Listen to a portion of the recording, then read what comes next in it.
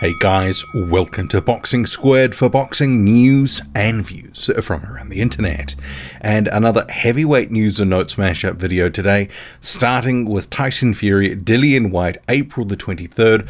The media call it's occurred. I've already done one video which you can check out at your leisure. Dillian Whyte breaking his silence on the reason that he's been silent during this promotion. But in terms of the matchup, so both guys being rather coy about the strategies heading into this one. We'll make that decision as soon as the first bell goes. So it's up to Dillon, really. Whatever he wants to do, then we'll accommodate him, because that's what good champions do. We adapt to the situation, the environment that we're in. We've gone through a lot of scenarios and planned a lot of things in my head and stuff, but I don't know what's going to happen. I don't know. The bill might go, and I just start in the first round, and the bill might go, and you know, it may be a bit trickier. I might be more tricky than he expected. You know, it's one of those fights where I have to keep adapting and keep changing and keep adapting to my situation, my surrounding the ring. That's what I feel anyway. So we try and cover every basis. We worked on a lot of different things, a lot of different sparring partners, a lot of different styles. So let's see, man. And in a related matter, so one of the sparring partners that Dillian Whyte had employed, but I hadn't managed to get the name of by the time I did my sparring video a few days ago. So you can see here on screen, Skylar Lacy. So he's been there for a number of weeks, on his way home shortly. Luis Ortiz says Andy Ruiz Jr. is a coward. So Andy Ruiz Jr. leaving the PBC for Triller, set to face Tyrone Spong 16 July in Mexico City. So this came as a bit of a bolt from the blue, and Luis Ortiz, who had been a potential opponent for Andy Ruiz Jr., a fight that had been talked about for about 2 years, he says he's a coward. I don't know what else to say about him. We were told this guy wanted to fight us. He took a tune-up because he wasn't ready for us. Now he goes and takes this fight. It's not even a tune-up. And then of his trainer, Herman Caicedo, he says, I spoke to Ruiz's father last year on the Ruiz Areola card. It's about a year ago now. They said, absolutely, we want that fight. Then we hear that he wants another fight. We wanted him in July. He wanted another month, which we were fine with. Then Triller announces this. He announced this when he told us he wouldn't be ready for another month.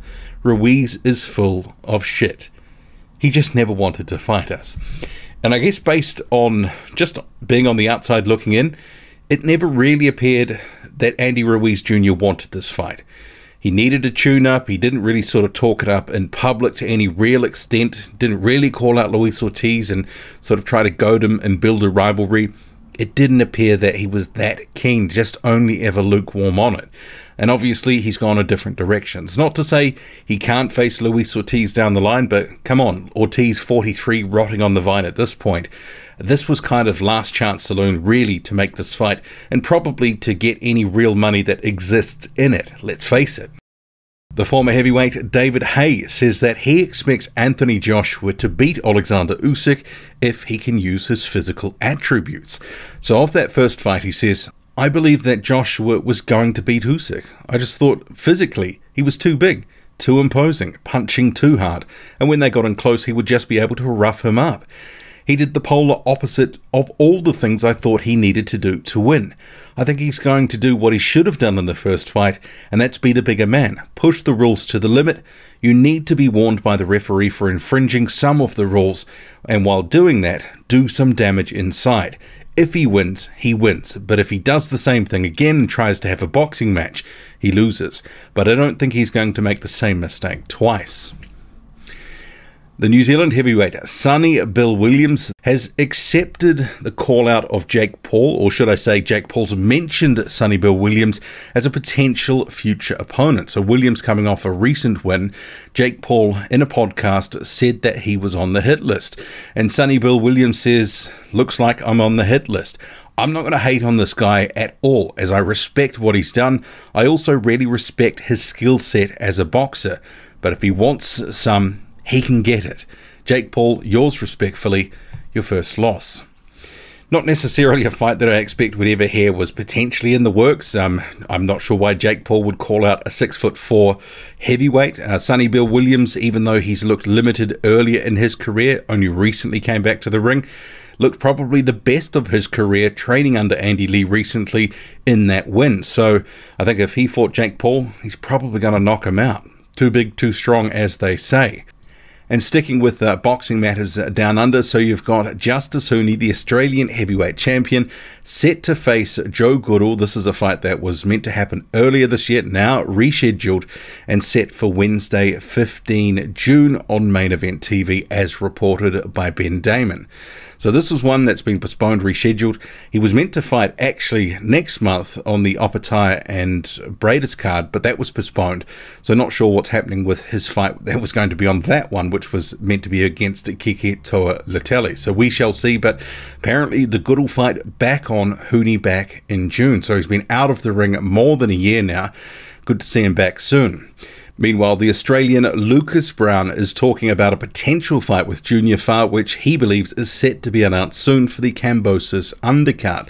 So he's discussed his current training and preparations for what he believed will be confirmed soon. I'm told it's on. Getting ready for my fight with Junior Fa. It'll be on the Kambosos undercard, June 4.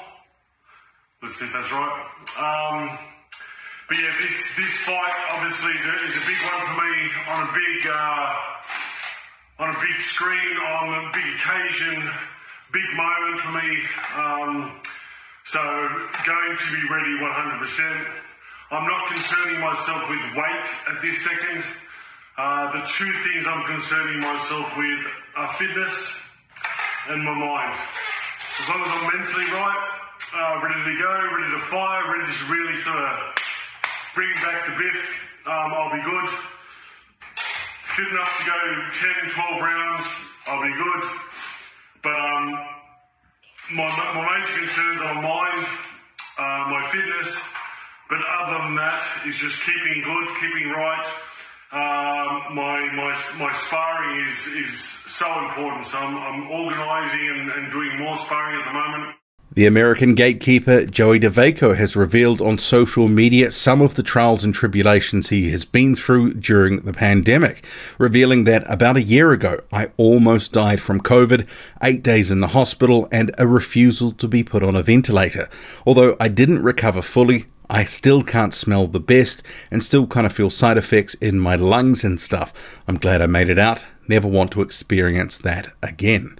And as we know, Joey Dawejko had a fight in 2021 that was against Zan Kossobutski, and he got blasted out of there in a couple of rounds, and he didn't look his usual self, and perhaps this is some of the after effects that he's spoken of could have carried over to that fight. Make of it what you will. Gerrell Miller is speaking of redemption, so posting to social media from Mexico to Belize, Haiti, Dominican, Jamaica, and around the world. Time for redemption. Warriors don't die. Miller currently serving a drug ban, but he is due to be off that mid-June, making a comeback into the scene. Recently been in the Tyson Fury training camp, and hopefully he can stay clean. Obviously has tested positive multiple times now for performance-enhancing substances.